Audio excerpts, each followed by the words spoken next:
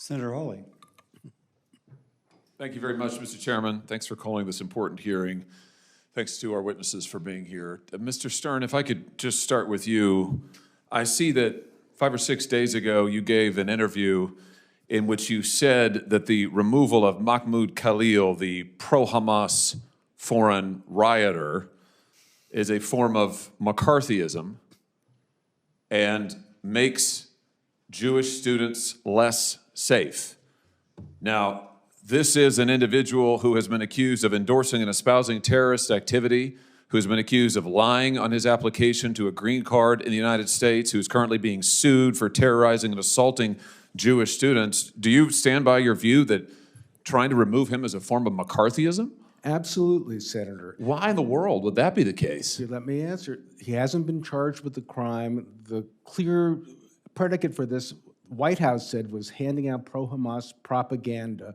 When you start talking about people's views and what they're talking about in the public square as a basis for discrimination, and then the effect on Jewish students, it's not just the fact that Jews may be seen as, well, we're pushing this and that's going to happen. The way that this is going to harm Jewish students is it harms the academy. Wait a minute. My time is limited. I'm sorry to interrupt you, but just wait a minute. I've got to correct numerous inaccuracies there. Number one, as you very well know, United States law says that a non-citizen is inadmissible for entry into this country if they, and I quote, endorse or espouse terrorist activity or persuade others to do the same.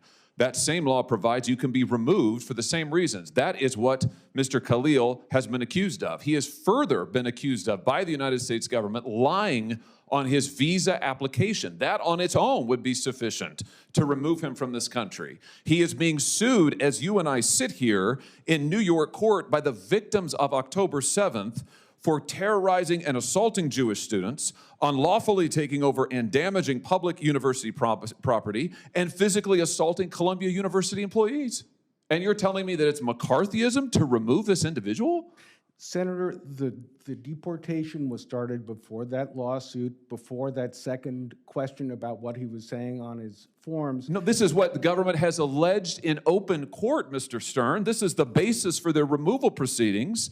And our law makes clear if you endorse or espouse terrorist activity, you can be removed from this country. He has done so. He's been accused of doing so from the beginning. He's been accused of lying to get into the country.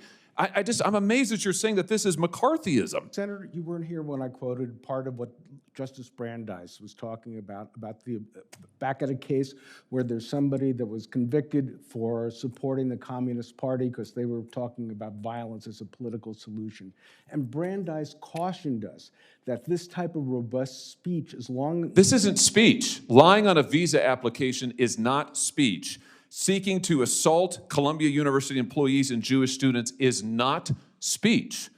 You are defending an individual who has espoused the destruction of this country, the destruction of the state of Israel, the destruction of Jews, and has taken actions in furtherance of the same. You've also said that investigating the 60 colleges and universities that are currently under investigation by the Trump administration for anti-Semitism is a form of weaponizing anti-Semitism for political benefit. You're opposed to investigating these institutions for anti-Semitism? Senator, I've been very clear that OCR has a very important role, that there are complaints that should go through the process. When you start using the Department of Justice and threatening universities' funding— You are opposed, I just want to get this on the record, you are opposed to investigating Columbia University and others for anti-Semitism? No. That's what you said 6 days ago. I am not opposed to doing it the right way. What does that mean, doing it the right way? Not to claw back funds, not to say we're holding you ransom. We're getting your faculty, Jewish— You were asked about an investigation for failing to protect Jewish students, and you said that's just weaponizing anti-Semitism. It makes students less safe. It is when the Department of Justice has a list of places they want to go to. The Senator Markey's question— Oh, I heard Senator Markey's questions. I heard his whole speech. I thought it was insane. I just want to say for the record, I thought it was totally insane.